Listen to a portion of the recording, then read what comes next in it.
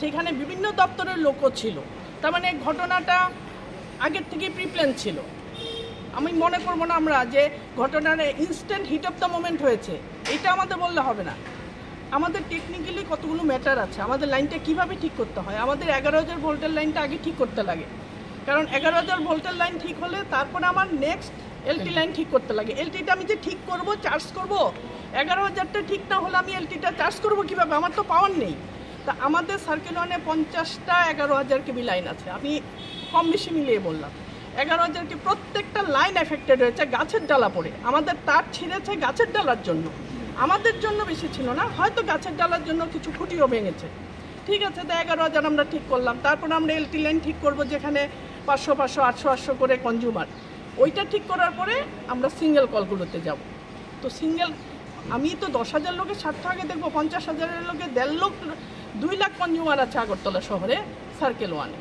তাহলে আমি 2 লাখের স্বার্থটা আগে দেখবো, তারপরে আমি এলটি লাইনগুলো দেখবো, তারপর আমার সিঙ্গেল কলে যেতে হবে। এতটুকু সময় আমাদের দিতে লাগবে। কোনো ভূভারতে এমন কোনো স্টেট নেই যে আজকে ঝড় হয়েছে কালকে পাওয়ার উঠে গেছে, কোথাও নেই। কেউ বললে মানবো না তো সেটা। হ্যাঁ, মেট্রোপলিটন সিটিতে 100% আন্ডারগ্রাউন্ড আছে, সেখানে হয়তো পাওয়ার এফেক্ট করে না। আমাদের এখানে 90% কি 95% ওভারহেড লাইন। আমাদের এখানে আগরতলায় থাকতে গেলে এগুলো অভ্যাস করে নিতে হবে, মেনে নিতে হবে। ইঞ্জিনিয়ারকে মারবো, ডাক্তারকে মারবো, অমুককে মারবো, তমুককে মারবো, হাতে নিয়ে নেবো মাইন, ওইরকম করলে হবে না। ম্যাডাম আপনি বলছেন যে আপনি ডেইলি গ্যাস লাগে, মানে আমি ডেইলি কাটবো, আমার অন্য কাজ নেই। আপনি করেন? নিশ্চয়ই করি। আমরা দৃষ্টান্ত তৈরি দেখিয়ে দেবো আপনাদেরকে। আপনি আমাকে আপনার নাম্বার দিন, আমরা যেদিন করি আপনাদের নিয়ে যাব। আপনারা করেননি, সেই প্রমাণ আমাদের কাছে আছে। গরমের দিনে এই আমরা ইলেকশনের জন্য আমাদের দিলে হয়েছে, ইলেকশন আগে না, সিজন ওয়াইজ যে পরিষ্কার করেন না আপনারা। টাকা অ্যালোটেড হয়েছে, আমরা করেছি। আমরা ইলেকশনের জন্য আগে করতে পারিনি, ইলেকশনের পরে করতে পারিনি, পরীক্ষা ছিল আগরতলা শহরে শাটডাউন। আপনি যদি আমাদের সঙ্গে বা ডিজেএম ওয়ানের সঙ্গে রেগুলার থাকেন, আপনাকে আমি 1 মাস 2 মাসের প্ল্যানিং দিয়ে দেবো যে আমরা কেন করতে পারিনি, কোথায় করতে পারিনি। এই গরমের দিনে 2 দিন বর্দোয়ালিতে শাটডাউন নিয়েছে। আমি বলছি আইরি এই গরমের মধ্যে শাটডাউনটা নিল, কিন্তু উপায় নেই, গাছ কাটতে হবে, শাটডাউন নিতে হবে। কিন্তু গরম সেদিন তুঙ্গে, আমরা কোন দিক মানবো? গরম মানবো, বৃষ্টি মানবো, পরীক্ষা মানবো, ইলেকশন? বর্দোয়ালিতে গভর্নমেন্ট প্রেস দেওয়া যাবে না। গভর্নমেন্ট প্রেস মানে সেই দিন আপনি দিতে পারবেন না, গভর্নমেন্ট প্রেসের ফিডারে আপনি লাইন কাটতেই পারবেন না যতদিন না অব্দি ব্যালট পেপার সাইন হবে। প্রত্যেকটা ইস্যুর জন্য আমরা কাটতে পারি না বা কাজটা করতে পারি না। এবং আগামী দিনে আমরা জিনিসগুলো আমরা প্রয়াস জারি থাকবে যাতে আরো কাটতে গেলে আমরা ফরেস্ট ক্লিয়ারেন্স লাগে, প্রতিবন্ধকতা অনেক আছে, ট্রিমিংটা করি আমরা।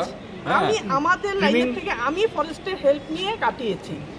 আমাদের লোকরা লাইন টানতে পারছে না। কালকে সারাদিন সিপারে একটা বিশাল বড় গাছ, মানে সকাল 10টা থেকে 5টা অবধি হয়েছে, মানে ওরা কেটেছে লাইনটা। তারপরে আমরা রাত্রেবেলা লাইন টেলে লাইন দিয়েছি। শোনেন, অন্য দপ্তরে গাফিলতি থাকতে পারে, আমাদের দপ্তরে 5% লোক হয়তো বা আছে, কিন্তু বাকি আর বিশেষ করে আগরতলায় যারা কাজ করে 100% সিনসিয়ারিটি নিয়ে কাজ করে। তার মধ্যে একজন উপবাবু সত্যি সিনসিয়ার। আমরা এটার জন্য ধিক্কার জানাই এবং দুঃখজনক ঘটনা। আইনজীবীরা এরকম অমানবিক কাজ করবে, বিশেষ করে যিনি এই ঘটনার সঙ্গে জড়িত ব্যক্তিগতভাবে ওনাকে তো আমরা চিনি, আপনারাও চিনেন, আমরা সবাই দেখেছি ওনার ছবি। অপু বাবুকে যেমন দেখেছি ছবিতে, ওনাকেও দেখেছি। বলছি